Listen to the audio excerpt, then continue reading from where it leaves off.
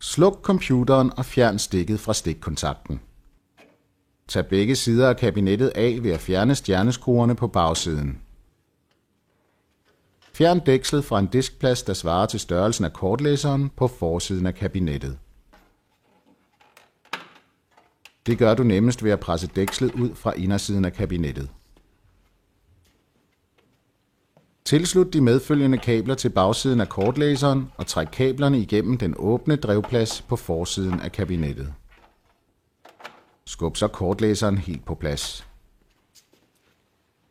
Kortlæseren skrues fast med skruer på begge sider af kabinettets metalramme.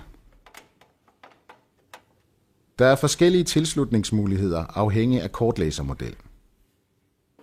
Du kan som her sætte kablet fra kortlæseren i et nibenet stik direkte på bundkortet, hvor der typisk er skrevet USB.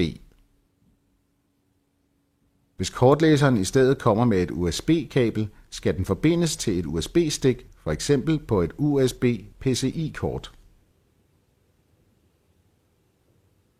Skru kabinettets sider på igen og tænd for PC'en. Når driveren er installeret, kan du nemt overføre dine billeder og filer fra et hukommelseskort.